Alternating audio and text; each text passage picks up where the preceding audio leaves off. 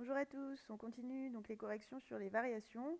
Ce fameux chapitre qu'on a fait une partie en présentiel et une partie là comme ça en distanciel du mieux qu'on peut. Donc on avait corrigé justement le 7, une partie du 9 et qu'est-ce qu'on avait fait? C'est ça, une partie du 9, une partie du 12. C'est-à-dire qu'on avait commencé à bien travailler sur les fonctions quotient aussi en termes de variation. Là, on va continuer, sauf qu'on va faire, ce sera un petit peu plus varié, disons, cette fois. On va travailler donc sur le 8 qui, lui, justement, traite des variations d'une fonction quotient. Après, on aura une partie du 13 où là, on va retrouver des fonctions polynômes, histoire aussi de se remémorer tout ça, parce que, bon, c'est bien joli les quotients, mais il faut aussi se souvenir de ce qui était un petit peu plus simple, avec aussi un quotient. Et ensuite, on passera sur le 22, si je me rappelle bien, oui c'est ça, le 22 qui lui est uniquement graphique, donc c'est encore un autre type de travail. Alors, donc allons-y sur le 8, donc je reprends déjà l'énoncé. Donc dans l'énoncé, en fait, bon, j'allais dire c'est un peu plus original, et encore, hein, il y a pas mal d'exercices qui ressemblent à ça, c'est-à-dire qu'on vous donne la fonction. Ici, elle est définie sur 0 plus infini, 0 ouvert. Donc c'est une bonne nouvelle pour vous parce que, vous voyez, la valeur interdite, c'est moins 1 ici, puisque x plus 1, ça s'annule quand x vaut moins 1. Et moins 1 n'est pas entre 0 et plus infini. Donc déjà, bon, on n'aura pas ce problème de valeur interdite. Il ne faut pas l'oublier hein, qu'il y a une valeur interdite, mais c'est vrai que déjà, quand c'est pas dans l'intervalle d'étude, ça pose quand même moins de soucis. On vous demandait de conjecturer la nature et la valeur de l'extrémum de la fonction f. Alors la nature, c'est simplement, on vous demande si c'est un minimum ou un maximum. Et la valeur, combien il vaut. Hein. Donc là, le minimum, je le dis directement, hein, on voit bien que s'il y a un extrémum, c'est un minimum. On est là en bas de la bosse, entre guillemets. Alors combien il vaut on dirait 1, 2, 3, 4, 5. Voilà. Il semblerait qu'il valent 5. Maintenant, c'est quand même très approximatif. Donc là, on voit bien les limites de la lecture graphique. Hein. Bon, là, clairement, oui, bon, on dirait que c'est 5. Enfin bon, imaginez que, je sais pas moi, que cette courbe, ce soit justement je sais pas moi, le taux d'incidence ou je ne sais quoi par rapport au virus ou à une épidémie quelconque, on a quand même envie d'avoir des choses plus précises que cette lecture approximative. Voilà. Donc justement, question 2, on vous demande, on part sur la dérivée en fait pour en arriver à la fin, à trouver la valeur exacte de cet extrémum et vérifier en passant que justement on a bien un extrémum, qu'on a bien un minimum. Voilà, peut-être même qu'on aura aussi un maximum. Bon, ça m'étonnerait, hein, parce que vu l'allure de la courbe apparemment, mais on va voir. Peut-être qu'il y a une partie qu'on ne voit pas. Et voilà. Bon. En tout cas, là, on nous demandait un extrémum entre 0 et... Là, ils étaient sur quoi? 1, 2, 3, 4, 5. Entre 0 et 5. Le reste, on ne le voit pas sur la courbe. Hein. Mais nous, dans le tableau, on aura plus que ça, puisqu'on sera entre 0 et plus infini. Alors, donc on y va. Juste pour la 1, je vais juste faire une phrase rapidement. Je rappelle qu'une conjecture, c'est simplement une observation, en fait. Voilà, vous observez et vous supposez que... Voilà, c'est une hypothèse, c'est tout, hein, qu'on va vérifier par la suite. Alors, il semble que f admette un minimum 5. Voilà, et donc on va voir. Et question 2, justement, alors la A c'est l'expression, la B le signe. Ok, donc la A l'expression, après B et C, on fera tout d'un coup, hein, on étudiera les variations. Alors pour l'expression, eh bien là on a un quotient, donc il faut bien se souvenir qu'un quotient ne le dérive pas juste en dérivant en haut, dérivant en bas, ça ne fonctionne pas, jamais, donc surtout on évite. On se souvient en revanche que pour U sur V, on a une formule. Donc j'y vais, hein, je détaille. Donc U de x, ici c'est x carré plus x plus 9. V de x, c'est x plus 1. U' de x, du coup 2x plus 1. Et V' de x, du coup ça fait 1. Donc je peux en déduire la dérivée de f. u'v moins uv' sur v carré. Je remplace. Donc 2x plus 1 facteur de v, c'est x plus 1 moins x au carré plus x plus 9 fois 1, encore une fois, bon, il sert à rien, mais au moins on écrit bien tout notre calcul. Et ensuite x plus 1 au carré. Alors je rappelle que ce qui est au dénominateur, vous ne le développez pas puisque c'est déjà un carré. Et justement, comme on va avoir besoin du signe, quand c'est un carré, c'est super parce que c'est déjà positif. On n'a pas besoin de chercher les racines ni rien. La racine, là, on la voit, en plus, c'est moins 1. Elle n'est pas dans l'intervalle. Si elle y était, ça donnerait une valeur interdite quand on va diviser. Mais en dehors de ça, on n'a rien d'autre à faire. En dehors de penser à ça. Du coup, ben on va s'intéresser à ce qui est au-dessus. Et je vous avais dit qu'en revanche, ce qui est au numérateur, si on peut le factoriser, on le factorise. Ici, on n'a pas de facteur commun, donc on oublie. Donc on développe. C'est souvent ce qui se passe quand même quand on a un quotient de polynôme comme ça, c'est-à-dire ce qu'on appelle une fonction rationnelle. C'est souvent ce qui se passe, mais bon, comme je le disais dans la précédente vidéo, quand on aura les exponentielles, par exemple, on ne sera pas obligé de développer, justement, on pourra factoriser directement. En général, pas toujours non plus, hein, attention, hein, faites pas des généralisations, c'est juste que ça arrivera plus souvent. Là, c'est vrai qu'avec de simples polynômes, c'est assez rare. C'est assez rare qu'on tombe sur un facteur commun, en fait. Mais c'est pas grave. C'est pas grave, on s'en sort quand même. Alors, on développe. Donc, ça va faire 2x carré plus 2x plus x plus 1. Ça, c'est pour la première double distributivité. Moins x carré, on fait attention à bien distribuer le moins. On fait attention aux parenthèses, on fait attention aux signes. Il y a plein de choses là, hein. Il y a plein de sources d'erreurs possibles, hein, donc essayez de ne pas en rajouter encore d'ailleurs. Alors, les x carrés, il m'en reste 1. Les x, là, ceux-là, ils partent. Il me reste 2x, moins 8, le tout sur x plus 1 au carré. Voilà, du moment après où vous avez soit un quotient, soit un produit de second degré avec du premier degré, enfin tout ça, c'est bon. Vous savez étudier le signe du premier degré, une fonction affine, du second degré, et après des choses particulières du genre des carrés, mais juste un carré seul, des racines carrées, parce que c'est positif aussi une racine carrée. Enfin voilà, des évidences après quoi, disons. Mais sinon, dans les choses non évidentes, vous ne savez étudier que premier degré et second degré pour l'instant. Donc voilà, il faut vous ramener des choses comme ça. Là, c'est bon, on a du second degré en haut, en dessous aussi, mais en plus sous forme d'un carré, donc c'est tout bénef. Tout va bien. Donc on peut arrêter notre calcul de dérivée ici et passer à l'analyse. Donc on va passer au B. Du coup, alors pour le numérateur, c'est-à-dire x carré plus 2x moins 8, il nous faut savoir si ce numérateur a des racines ou pas, et combien. Sinon, on ne pourra pas remplir notre tableau. Donc, il me faut delta.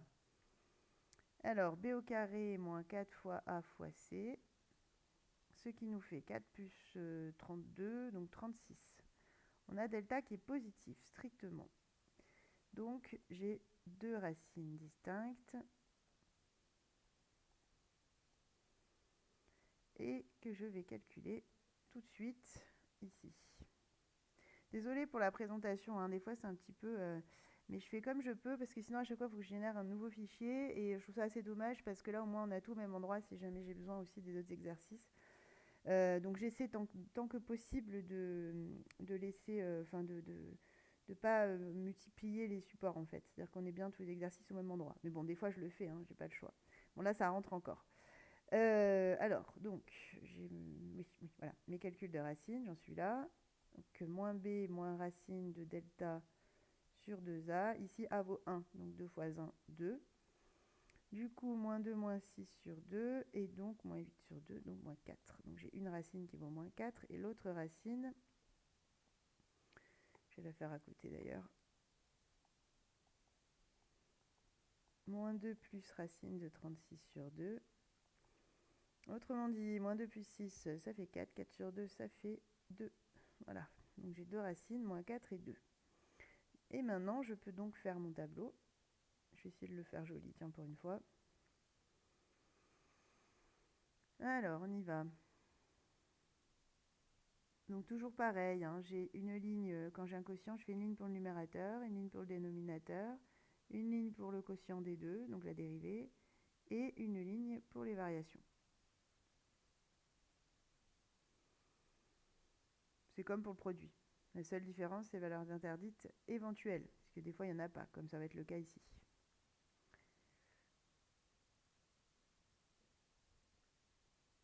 Voilà, ensuite, tant que j'y suis, eh ben, ça valait bien le coup de prendre une règle pour faire ça. On va y arriver. Voilà. Alors, donc, j'avais x au carré plus 2x moins 8.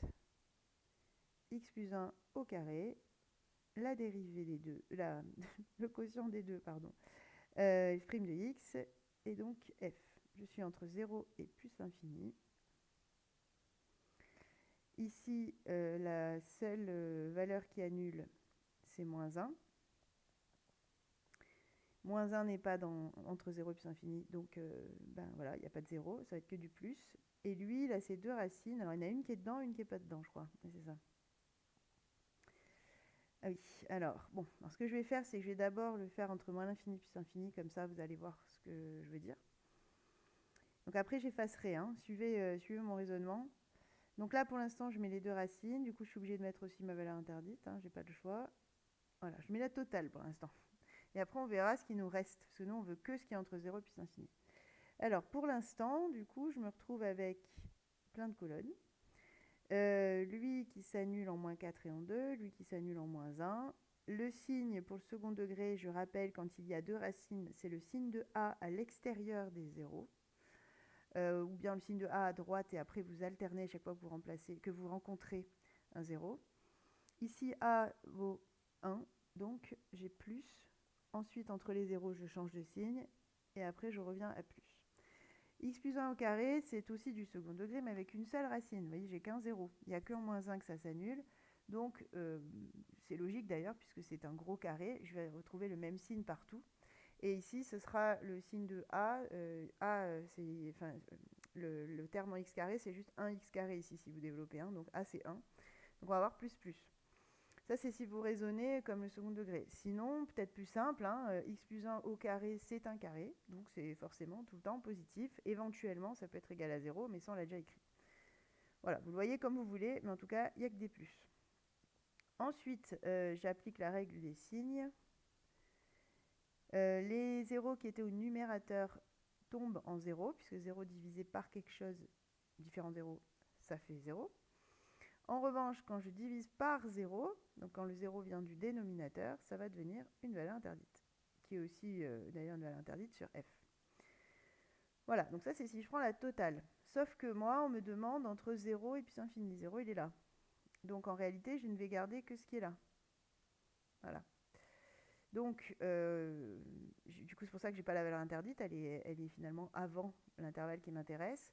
Donc, je suis que entre 0 et plus infini. Je vais avoir donc moins plus, plus, plus, moins plus.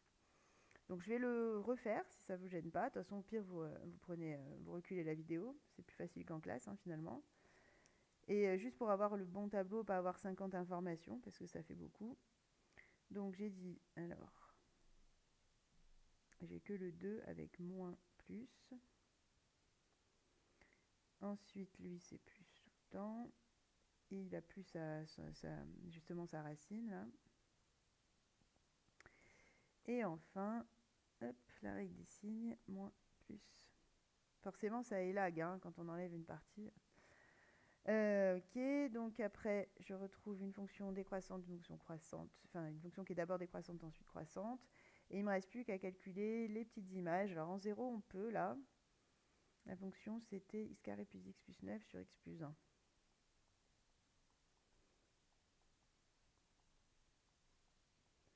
Donc ça fait 9 sur 1, ça fait 9. Ensuite, je remplace par 2.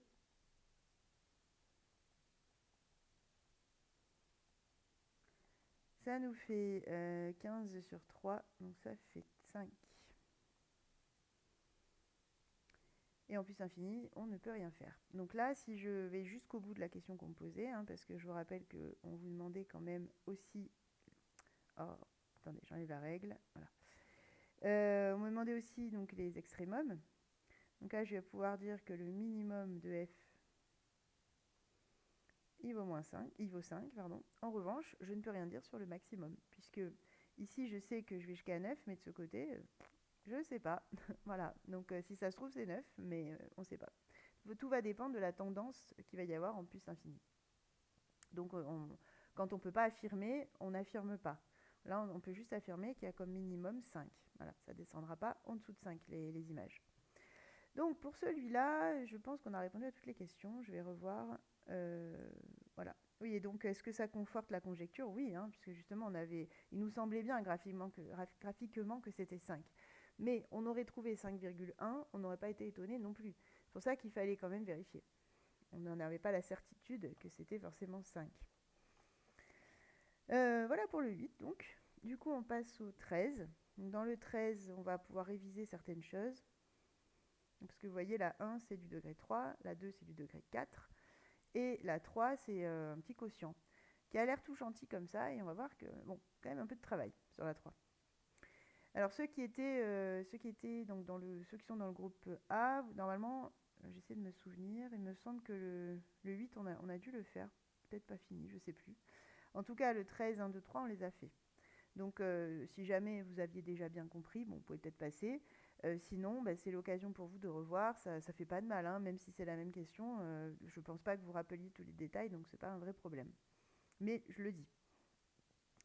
Alors, on y va. Donc, cet exercice-là, il est assez classique. On donne une fonction, on vous demande d'étudier les variations et de donner les extrémums, justement, éventuels, s'il y en a ou pas, d'ailleurs.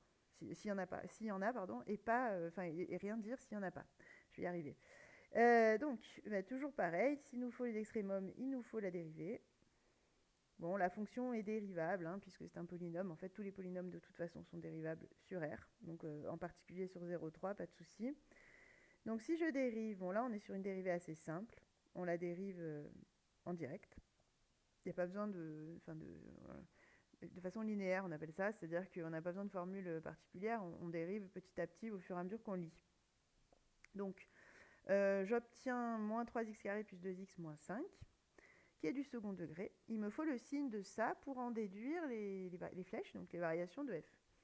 Bon, c'est pas le plus difficile, le second degré, normalement, maintenant vous commencez à le maîtriser. Pour avoir le signe, il me faut les racines éventuelles. S'il n'y en a pas, il faut que je le sache aussi. Donc, delta.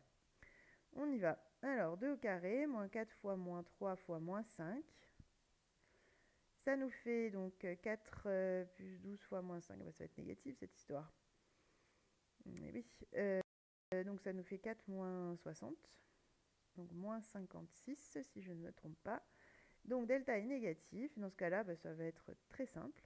Enfin très simple, très rapide en tout cas, parce que j'ai même pas de racine à calculer. Hein. Là, je peux écrire directement qu'il n'y a pas de racine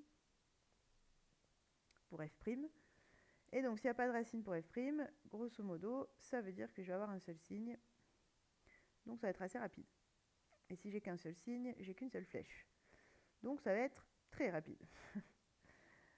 Voilà. Et vous voyez que là, c'est pas comme l'autre exercice où j'avais une ligne pour le numérateur, une ligne pour le dénominateur, etc. Là, je mets directement la dérivée, puisque la dérivée n'est qu'une expression du second degré. Tout à l'heure, j'avais un second degré divisé par un autre second degré. Donc, automatiquement, j'étais obligée de décomposer. Là, non.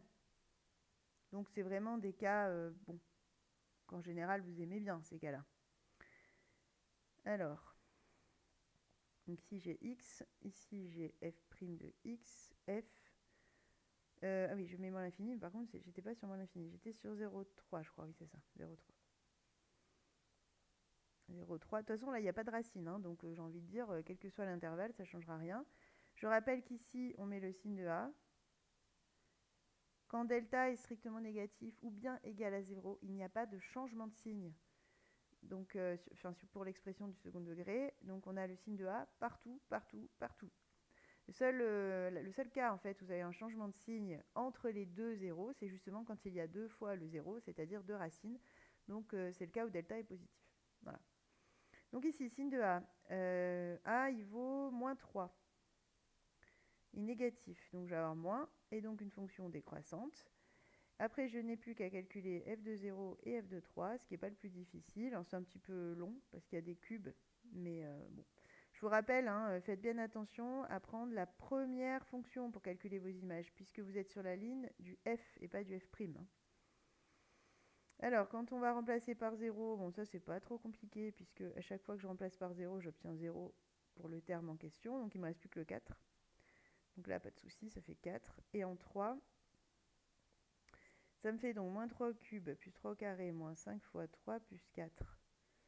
Moins 3 au cube, c'est moins 27. Alors, moins 27 plus 9, ça va faire 18.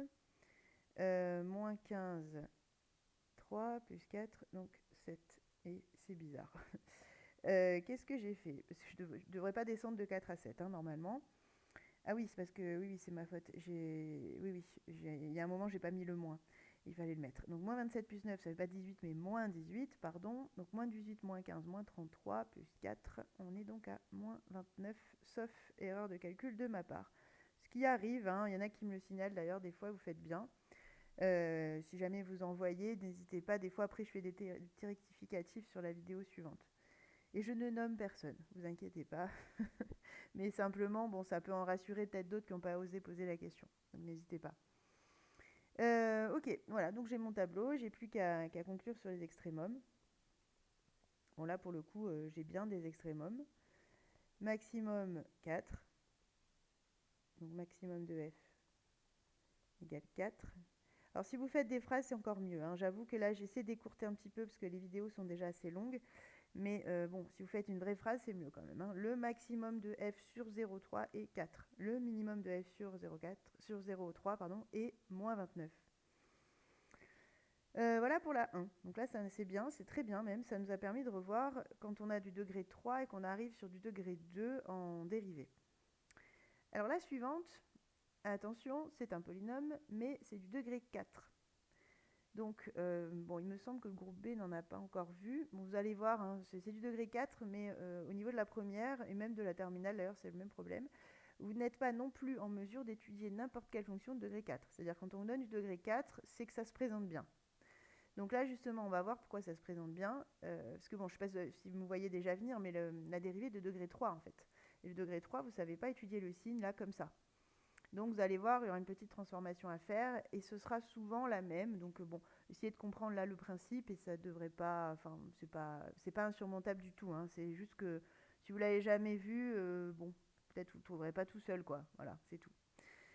Donc je dérive, on y va. Donc moins 3 demi fois 4x au cube plus 9 fois 3x au carré moins 6 fois 2x plus 1 il donne 0, donc on est bon. 3 demi fois 4, ça fait 12 sur 2, ça fait 6. Donc moins 6x au cube, plus 27x au carré, moins 12x. Voilà ma dérivée. Voilà. Et donc là, vous avez du degré 3. On est bien d'accord, x au cube. Donc déjà, première chose, surtout, vous n'appliquez pas delta là-dessus. Ça ne marche pas. C'est pas la peine. Delta, c'est que pour le degré 2. Delta, ça n'est ni pour le degré 1, ni pour le degré 3, ni pour autre chose que le degré 2. Donc là, là comme ça, brut, vous n'appliquez pas delta. Vous essayez pas non plus forcément de chercher les racines comme ça, parce que ça va pas être simple. Là, vraiment, du moment où vous dépassez le degré 2, il faut avoir le réflexe de se dire « Ah, il faut que je factorise ». Parce que si vous factorisez, vous allez faire des groupes avec des degrés inférieurs. Ça va casser, en fait, ça va baisser les degrés. Donc l'idée, c'est vraiment d'essayer de factoriser ça. Voilà, donc je répète, hein, quand vous avez un degré supérieur à 2, soit il y a une évidence, parce que ça, d'ailleurs, je ne l'ai pas dit, soit il y a une évidence, c'est-à-dire si vous avez juste x au cube, bon, il n'y a pas forcément besoin de chercher très très loin, ça reste, enfin on en reparlera si vous voulez, mais ça reste assez facile en fait à traiter. Soit vous avez même, allez 2 plus x le tout au cube, bon ça se traite encore, mais parce que j'ai juste un cube. Sinon, donc si vous n'avez pas des trucs qui sont évidents comme ça, il va falloir chercher à factoriser pour pouvoir avoir des facteurs, c'est-à-dire des groupes avec des degrés inférieurs. Donc soit degré 2, soit degré 1. Donc là justement, comment on factorise? On essaie de trouver un facteur commun ou bien une identité remarquable. Ici on a un facteur commun et c'est toujours c'est très bien quand on en a un. Le facteur commun c'est x. Bon là j'ai que x, hein, donc je vais pouvoir mettre x en facteur. J'en profite pour rappeler les principes de factorisation, parce que je sais que parmi vous, il y en a quand même quelques-uns à qui ça fait pas de mal. Pas tous, mais bon. Donc, oui, ici, j'ai bien le x qui est commun aux trois termes. Là, j'ai x fois x, et là, j'ai x fois x fois x. Donc, x, il est bien dans chacun. C'est bien un facteur qui est commun dans chaque terme. Cela dit, quand je factorise, je ne peux pas factoriser par x au cube, par exemple ici, puisque je ne peux pas en prendre 3 à chaque terme. À chaque terme, je ne peux en prendre qu'un. Il faut prendre la même quantité partout. Donc j'en mets qu'un facteur, c'est pas grave. Et on va voir ce qui reste en fait. À quoi il s'applique celui-là. Quand je le mets en facteur, ça veut dire que je l'écris qu'une fois et je l'applique à tout le monde. Donc moins 6x au cube, j'ai plus que moins 6x carré, puisque quand je vais remultiplier, ça me redonnera bien le cube. Pour le 27x carré, j'ai plus que 27x. Et pour le moins 12x, j'ai plus que moins 12. Puisqu'en effet, quand je redéveloppe mon x, je récupère bien ma dérivée de départ. Bon, et là, magie, justement, ça c'est de degré 1. Et ça, c'est de degré 2. Et ça, vous savez faire. Et le produit des deux, vous savez faire. Vous avez des tableaux de signes pour ça, il n'y a aucun problème. Donc là, c'est vraiment la recette, quoi. Essayez de factoriser. Et en plus, la factorisation ressemblera souvent à ça, vous verrez. Bon, pour des raisons purement mathématiques, mais ce sera rarement cette année en tout cas, ce ne sera pas une factorisation difficile, hein. Donc voilà, vous ne stressez pas parce que vous obtenez le degré 3 en dérivé. Ça se fait. Et là, qu'est-ce qui fait que ça marche? C'est que je n'ai pas de constante. Je ne l'ai pas dit ça. Si par exemple j'avais un plus 2, vous ne pouvez plus factoriser par x. Donc justement, là cette année, et encore une fois, même l'année prochaine, vous n'en verrez pas énormément d'autres. Ou alors on vous aide. Mais si on ne vous aide pas, vous n'aurez pas plus difficile que ça. C'est-à-dire que même si vous obtenez du degré 3, c'est du degré 3 factorisable simplement. Alors, je continue. Donc, je fais une ligne pour le premier facteur, une ligne pour le deuxième facteur, une ligne pour le produit, qui est donc la dérivée, et ensuite mes variations. Je fais mes colonnes. Voilà.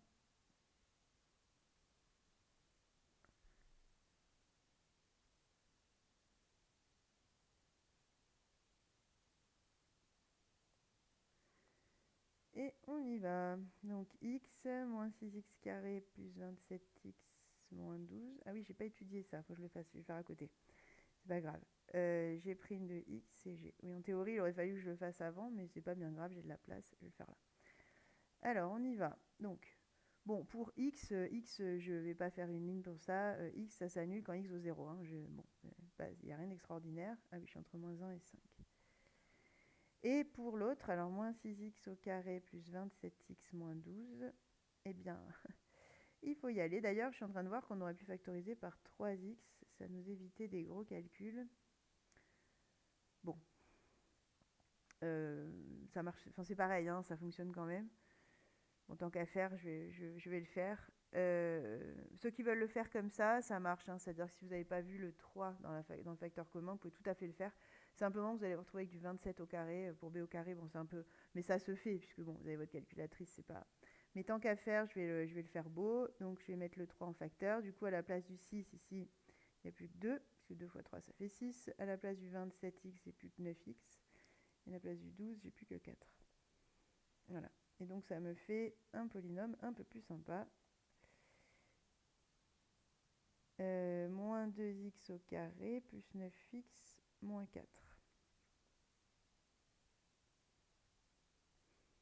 Oui, 3x égale à 0, de toute façon, c'est équivalent à x égale 0, puisque c'est 0 divisé par 3.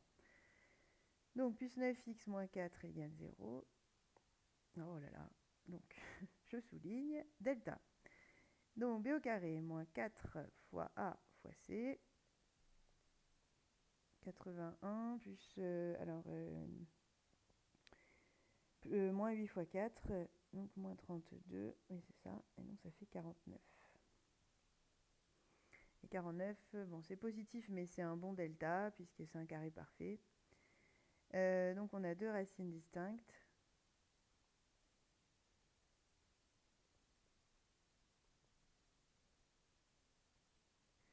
Je crois que je suis en train d'empiéter sur l'autre fonction. Ouais bon ça va. La première c'est moins 9 moins racine de 49 sur moins 4.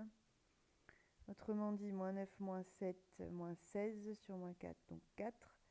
Et la seconde, moins 9 plus racine de 49 sur moins 4. Donc moins 9 plus 7, ça fait moins 2. Moins 2 sur moins 4, 1 demi. Voilà, et là les deux sont dans l'intervalle, donc c'est pas la peine d'aller de prendre tout R, etc. Là ça se fait très bien, pas de souci, ça marche comme d'habitude. Alors 3x, j'ai oublié 0, pardon, 0 il est là, on va l'intercaler.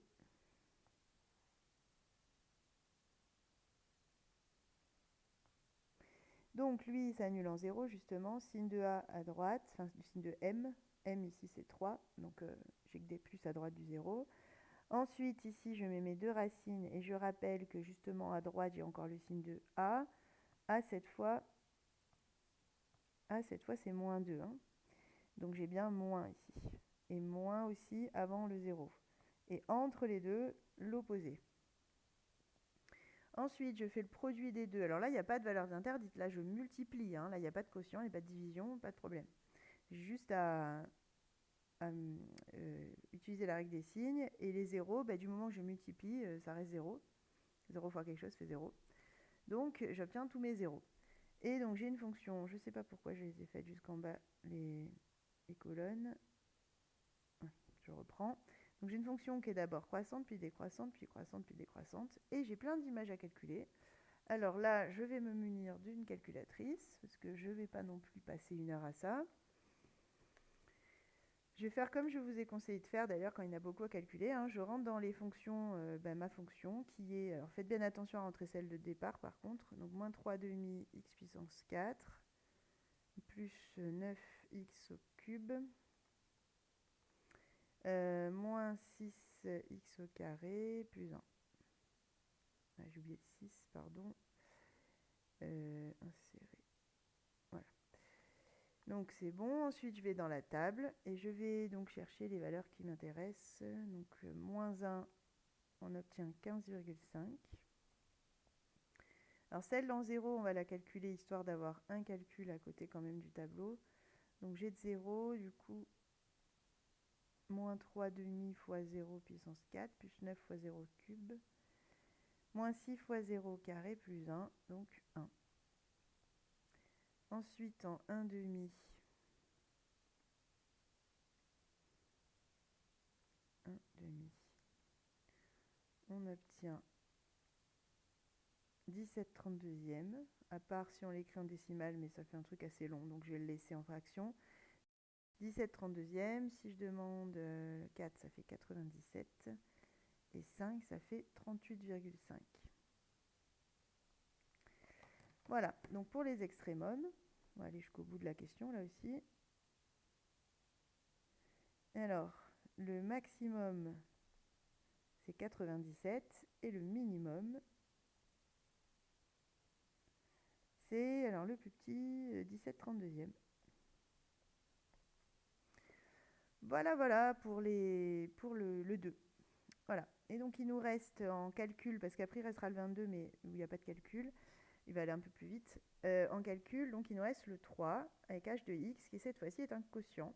Donc si je veux la dériver, celle-là, je vais devoir utiliser u sur v, avec cette fois u de x qui est x plus 2,5, v de x qui est x carré moins 4, donc u' de x c'est 1, v' de x c'est 2x. Après, donc je dérive. Donc là, justement, hein, si vous deviez là aussi justifier que c'est dérivable, bah, vous n'avez qu'à dire que c'est le quotient de deux fonctions dérivables, puisque au-dessus j'ai du degré 1, j'ai une fonction affine, en dessous j'ai une fonction de second degré. Ce sont des fonctions dérivables sur R, hein, donc pas de souci. Simplement, il faut s'assurer qu'on n'a pas une fonction qui s'annule en dessous sur l'intervalle de dérivabilité. Et justement, là en fait, je ne sais pas pourquoi j'ai mis sur R. Dans l'énoncé, j'ai mis sur R, je sais plus, je pense pas. Je vais regarder. C'était quoi le 13? Ouais, j'ai mis sur R, mais parce que je voulais que vous trouviez les. Mais bon, c'est pas très malin de ma part. En réalité, enfin bon, en toute rigueur, j'aurais dû mettre comme ça, c'est-à-dire enlever moins 2 et 2, puisque moins 2 et 2 sont les valeurs interdites ici. Hein. Donc je ne suis pas censée définir la fonction là où il y a des valeurs interdites. Donc j'enlève moins 2 et 2. Donc justement sur cet intervalle, du coup on a bien la dérivabilité, puisque les deux fonctions que je divise sont dérivables, et en plus celle d'en bas sur le bon intervalle, elle ne s'annule pas. Donc si je dérive, alors on y va, u'v moins uv' sur v carré. Alors u' c'est 1, je ne touche pas, enfin je peux le mettre hein, si vous voulez. Au moins je vais pas vous perturber à pas écrire certaines choses, j'écris tout. Mais il ne changera rien ce 1. Sur v carré, donc x au carré moins 4 au carré. Ensuite, je développe, là je ne peux pas faire autrement, encore une fois, je n'ai pas d'autres possibilités. En dessous, je ne développe pas, hein, je le redis pas, enfin si je le redis à chaque fois, mais je vais peut-être pas insister en tout cas à chaque fois. Donc moins 2x carré plus 5x, on fait attention aux signes, aux parenthèses, etc. Donc il me reste x au carré moins 4 moins 2x au carré moins 5x. Autrement dit, j'ai ma dérivée qui est égale à moins x carré moins 5x moins 4, le tout sur x au carré moins 4 au carré. Voilà. Et donc, l'air de rien, j'ai quand même du second degré même du degré 4 en fait en bas. Si vous développez, c'est du degré 4 en dessous. Mais surtout, on ne développe pas, justement. Ce qui est écrit comme ça, c'est gérable. Si vous commencez à développer, on va se retrouver avec du degré 4, vous allez avoir beaucoup de mal à le gérer. Donc, on laisse comme ça, c'est très bien. Au-dessus, donc je répète, j'ai du degré 2, on sait gérer. En dessous, j'ai du degré 4, mais écrit comme une évidence, puisque c'est un gros carré, donc c'est bon quand même. Donc là, on a une dérivée qui nous satisfait, pas besoin de modifier davantage l'écriture. On va pouvoir travailler avec ça. Donc cette fois-ci, je vais le faire avant le tableau. Donc pour le numérateur, moins x carré, moins 5x, moins 4. Delta, moins 5 au carré, moins 4 fois moins 1 fois moins 4. C'est mal parti pour être positif, ça. Si, c'est bon parce que 5 au carré, ça fait quand même 25. Mais donc ça va marcher. Donc 25 moins 16, ici on obtient 9. Donc j'ai delta qui est positif, en effet. Pardon. Donc delta positif, donc deux racines distinctes. On va avoir la totale dans le tableau. Bon, l'avantage, c'est que comme on est sur R, on aura beaucoup moins de calculs d'image. Mais c'est le seul avantage. Sinon, on va avoir pas mal de choses. Donc deux racines distinctes qui valent ici, alors moins b c'est 5, puisque b c'est moins 5, donc 5 moins racine de 9 sur moins 2, 5 moins 4 sur moins 2, ça fait, 5 moins 3 sur moins 2, pardon, ça fait 2 sur moins 2, donc ça fait moins 1. Ensuite x2, donc 5 plus racine de 9 sur moins 2, ça fait 8 sur moins 2, donc ça fait moins 4. Voilà. Donc j'ai mes deux racines, moins 1 et moins 4. Avec ça, est-ce que ça me suffit? Je vais quand même traiter le cas du dénominateur cette fois, parce que l'air de rien, on a quand même du degré 4. Hein. C'est-à-dire que ce qui est à l'intérieur du carré, c'est pas non plus complètement une évidence. Donc, évidemment, je ne me lance pas dans delta, là, en tout cas au départ, parce que c'est du degré 4. En revanche, on voit assez vite, justement, que c'est un degré 4 qui est pas embêtant, puisqu'on se ramène à du degré 2. Dire que x au carré moins 4, le tout au carré égale 0, c'est pareil que x au carré moins 4 égale à 0, puisque le seul nombre qui au carré donne 0, c'est 0. Donc c'est que ce que vous avez dans la parenthèse vaut forcément 0. Du coup, x carré moins 4 égale 0. Alors là, vous pouvez appliquer delta si vous voulez, parce que c'est du degré 2. Mais bon, c'est censé être quand même une équation simple pour vous, sachant que c'est pareil que x au carré égale 4, c'est-à-dire x égale 2 ou moins 2. Voilà. Et donc on retrouve justement les valeurs interdites dont je vous parlais tout à l'heure.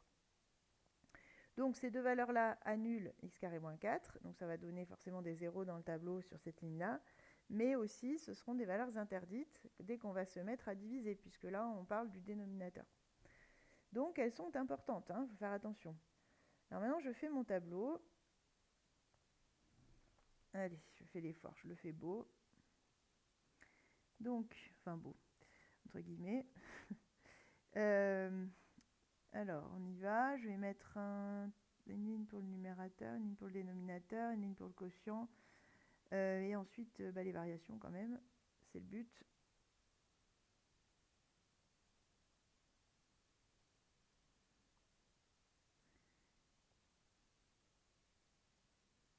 Ouais, ils sont pas très droites, mes colonnes. Pourtant, 90, ouais. Bon, c'est pas grave, on s'en fiche. Donc, je fais mon tableau. Là, j'ai donc, alors, je les ai plus sous les yeux. Moins x carré, moins 5x, moins 4. X carré, moins 4 au carré. Je suis entre moins l'infini et plus l'infini. Et ici, je vais donc avoir la dérivée et la fonction. Ok, alors, donc on a trouvé moins 1, moins 4, moins 2 et 2. Et tout rentre. Donc, moins 4, on les met dans l'ordre évidemment croissant, sinon ça va poser d'importants problèmes dans votre tableau.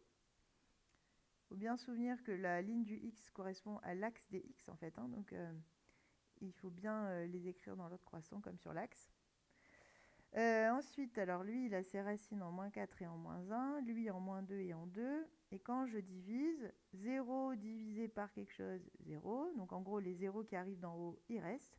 Et les zéros qui arrivent d'en bas, alors c'est un peu vulgarisé ce que je dis, mais au moins on se comprend, deviennent des valeurs interdites, puisque cette fois, je vais diviser par eux, justement, par 0, par ces zéros-là.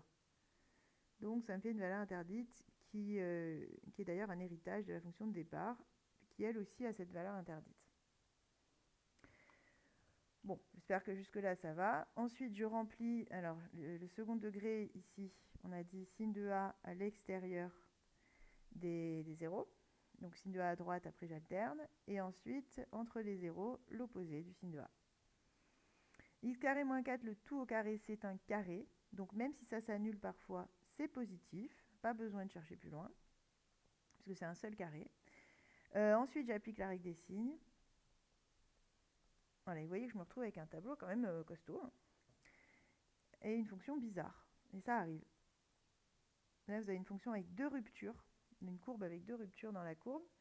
Voilà. Et donc, plusieurs, des morceaux finalement. Des morceaux qui suivent chacun leur variation.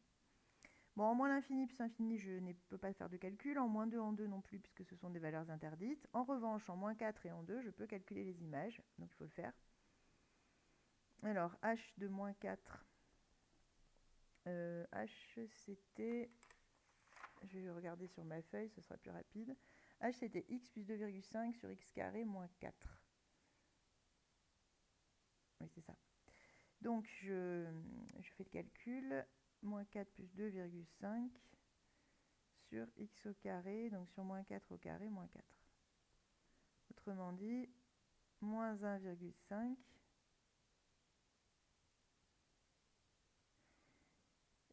pardon, parce qu'en fait, en même temps, je vérifie. Alors, pardon, moins 1,5 sur 16 moins 4, donc sur 12. Autrement dit, moins 3, 24e, je multiplie tout par 2. Et autrement dit encore, je divise tout par 3, moins 1 huitième. Donc ici, je suis à moins 1 huitième. Ensuite, en moins 1, même combat, je remplace par moins 1. Donc moins 1 plus 2,5 sur moins 1 au carré, moins 4. Donc ça nous fait 1,5 toujours, mais positif cette fois. Avec en dessous, moins 3, c'est ça. Autrement dit, moins 1 demi. Voilà, et pour les extrémums, alors là, on peut vraiment rien affirmer, puisqu'on ne sait absolument pas ce qui se passe aux endroits où on n'a rien écrit, là. Donc, voilà, on ne peut pas donner d'extrémum. Il en a peut-être, elle en a peut-être, je veux dire, cette fonction. Mais on peut pas les donner, là, avec les informations dont on dispose. Il nous faudrait les limites, justement. Il nous faudrait les tendances aux endroits où on n'a pas un calcul d'image possible. Voilà, voilà. Donc, on arrive à la fin du 13, enfin, de ce qui était demandé pour le 13, en tout cas. Je réfléchis juste voir si j'ai rien oublié. Non, c'est bon. Donc, on termine avec le 22 que j'ai un petit peu préparé. Vous allez voir. Première question, c'est du cours, hein, donc je me suis permise de la réécrire. On vous demande le lien entre la dérivée f' et les variations d'une fonction de façon générale. Hein, on vous le demande, donc je l'ai réécrit de façon générale. Pour tout x appartenant à i, f' de x supérieur ou égal à 0, c'est équivalent à dire que f est croissante sur i. C'est ce qu'on utilise quand on remplit notre tableau, et c'est ce qu'on a écrit dans le cours. Hein. Donc, bon, là, je n'invente rien. Quand j'ai un plus ici, j'ai une fonction croissante, et vice-versa. Donc, bon, c'est quelque chose que je pense que vous commencez à intégrer, cette histoire.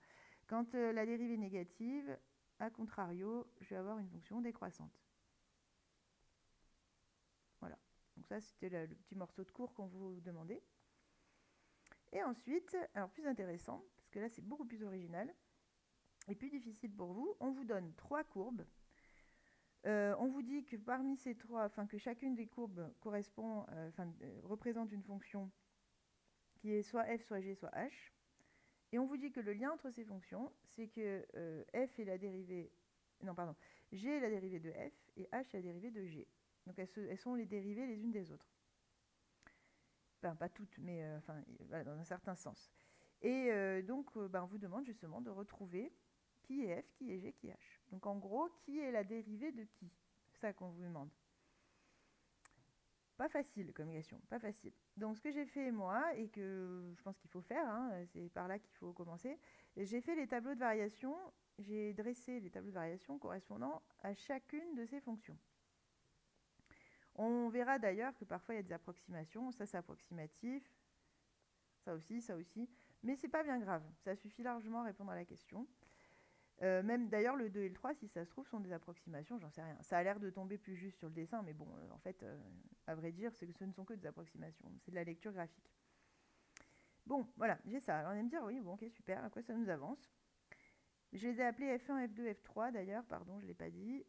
Ça pour moi, c'est la courbe de F1. On voit rien, on va mettre d'une autre couleur. Ça pour moi, c'est la courbe de F1, ça c'est la courbe de F2, et ça c'est la courbe de F3. Parce qu'au départ, comme je ne sais pas qui est F, qui est G, qui est H, bon, je les appelle autrement. Donc, comment on va savoir qui est la dérivée de qui? Si vous prenez, par exemple, je vais prendre, allez, F3. Voilà, je prends F3. Du coup, ce que j'ai fait, c'est que j'ai commencé par remplir cette ligne-là, forcément, puisque grâce à la courbe, j'obtiens les flèches. Et après, grâce aux flèches, j'ai rempli le signe de la dérivée. Donc, grâce à ce tableau, je ne sais pas qui est F3', mais je sais quel est son signe. Je sais que cette fonction-là, elle doit être positive entre moins l'infini et 0,8, négative entre 0,8 et 2,5, et ensuite de nouveau positive entre 2,5 et plus infini. Et je rappelle, et c'est important ici, que être positif, ça n'est pas être croissant. Être positif, ça veut dire que les valeurs des images sont des nombres positifs. Mais ça peut être des nombres positifs qui baissent, qui diminuent. Elles peuvent être décroissantes quand même. Donc on fait attention, ce n'est pas la même chose. Donc là, je vais voir dans mes deux autres courbes, du coup, puisque F3, là, c'est celle que j'ai dérivée, donc entre F1 et F2, est-ce qu'il y en a une qui serait positive entre moins l'infini et 0,8, négative entre 0,8 et 2,5, etc. Alors je reviens à mes courbes et je regarde. Comment je sais si ce qui est positif ou négatif? Ça, je l'avais expliqué justement. En gros, alors j'enlève ça juste pour qu'on gagne de la place. En gros, votre axe des abscisses correspond au niveau 0. Ce qui est au-dessus, c'est plus, ce qui est au-dessus, et en dessous, c'est moins. Donc, par exemple, la fonction qui est tracée en vert ici, là, concrètement, elle est au-dessus ici, elle est donc d'abord en plus, ensuite en moins, ensuite en plus. Ce qui se présente pas trop mal pour notre fonction f3 d'ailleurs, hein, parce que je vous rappelle que la dérivée de f3, c'est censé être plus moins plus. Bon, là déjà, c'est pas mal. Rien qu'avec ça, bon, alors je peux le faire sur la deuxième. Le problème, c'est que la deuxième, elle aussi, j'ai plus. Puis hop, ça passe ici à 0. Puis hop, ça passe en dessous de l'axe des abscisses, donc moins. Là, je suis à 0, là, je suis à 0. Et ensuite, ça revient à plus. Donc là aussi, j'ai plus, moins, plus. Zut. Bon, ok. Maintenant, donc, je vais regarder les intervalles, je vais être plus précise. La f3', elle doit être positive entre moins l'infini et 0,8. Et ensuite, négative jusqu'à 2,5. Et celle-là, ça ne marche pas puisqu'elle devient négative à moins 0,8 à peu près. Et ensuite, elle redevient positive à 1,2, ce qui n'est pas du tout ce qu'on avait. En revanche, la première, elle, oui, elle est positive jusqu'à ici, donc environ 0,8, c'est bien ce qu'il nous semble. Hein. Ensuite, elle est négative jusqu'à ici, environ 2, moi j'avais mis 2,5, mais c'est peut-être 2,6, peu importe. Et ensuite, positive. Donc c'est bien la première qui est la dérivée de f3. Donc celle-là, c'est f1, sa dérivée. Ah, déjà, on a un premier... donc là, on vient de dire que f3, quand on la dérive, ça donne f1. Est-ce que f1, quand je la dérive, j'obtiens f2? Parce que là, du coup, il n'y a plus que ça comme choix. Hein. Soit f1, quand je la dérive, j'obtiens f2. Soit f2, quand je la dérive, j'obtiens f3. J'ai pas 50... puisque f3, elle, j'ai déjà dérivé, ça fait f1. Bon, alors, regardons F1 par exemple. F1, si je fais son tableau, ça donne ça. Hein. Pareil, je suis partie des flèches. Et ensuite, j'en ai déduit le signe. Donc, ça veut dire que la dérivée de F1, elle devrait être négative jusqu'à 1,7 et positive après. Alors, je regarde, est-ce que F2, pardon, c'est la seule qui me reste, F2. Ouais. Donc, est-ce que F2 correspond?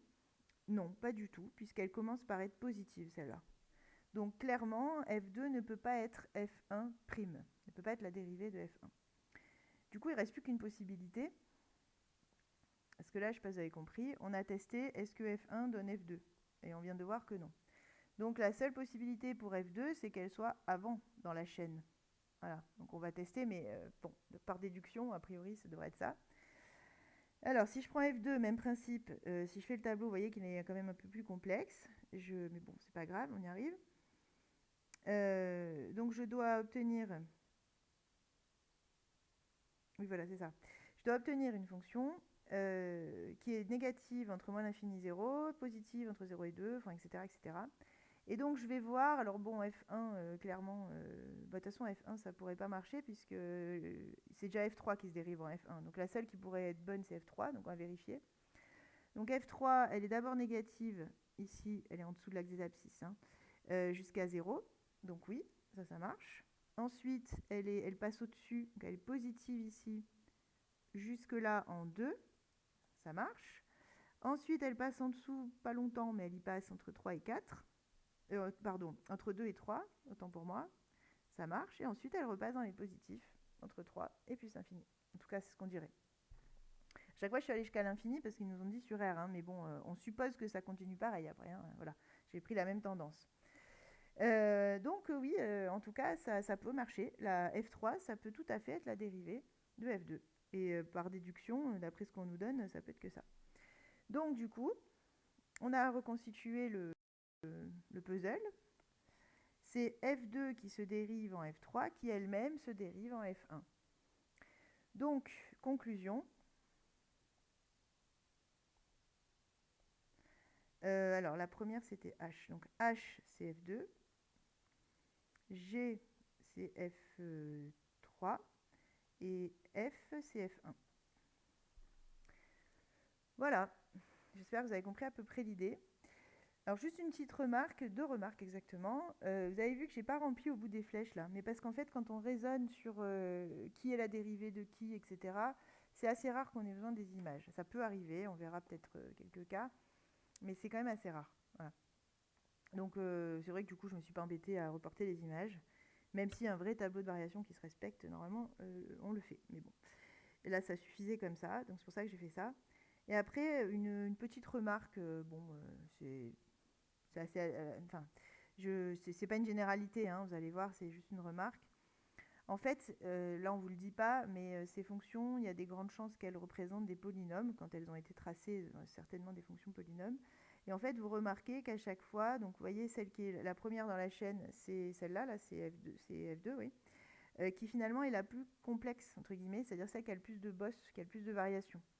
Quand je dérive, en fait, je perds une bosse à chaque fois. Vous voyez, là, j'avais 4 flèches, j'en ai plus que 3. Puis hop, je redérive et j'arrive à F1, j'en ai plus que 2. Ça, c'est typique, justement, des polynômes. Ce ne sera pas vrai pour toutes les fonctions. Hein. C'est pour ça que j'avertissais bien que ce n'était pas une généralité. Mais pour les polynômes, ça fonctionne parce que, justement, quand vous allez quand vous allez dériver, vous baissez à chaque fois le degré de 1.